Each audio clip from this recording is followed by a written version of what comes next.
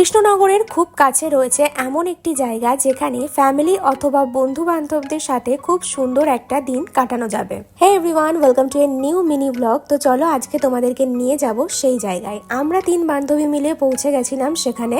জলঙ্গি নদীর পাশে রয়েছে একটা সুন্দর দুর্গা মন্দির, সাথে রয়েছে একটা শিব মন্দিরও। এছাড়াও জলের ওপরে সুন্দর করে বাবা মহাদেবের একটা মূর্তিও বসানো রয়েছে। খোলামেলা প্রকৃতির মাঝে একটা শান্ত নিরিবিলি জায়গা। কৃষ্ণনগর স্টেশন থেকে মাত্র 15 কিলোমিটার দূরে রয়েছে ধুবুলিয়ার এই সুন্দর মা দুর্গা আশ্রমটি। মন্দিরের পাশে রয়েছে একটা রেস্টুরেন্ট, আর সেখানেও রয়েছে সুন্দর খাবার দাবারের ব্যবস্থা।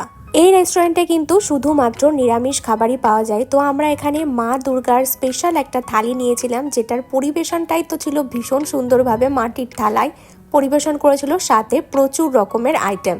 নিরামিষ হলেও প্রত্যেকটা মেনুই ছিল ভীষণ টেস্টি। শীতকাল যেহেতু, তো প্রচুর রকমের ফুলের গাছও এখানে ছিল, আর ফুলগুলো ফুটে দেখতে আরো সুন্দর লাগছিল। তো 3 বান্ধবী মিলে গল্প আড্ডা খাওয়া দাওয়া সবকিছু মিলিয়ে জমিয়ে একটা দিন কাটালাম। তো আজকের মতো এটুকুই, দেখা হচ্ছে নেক্সট ব্লগে। বাই।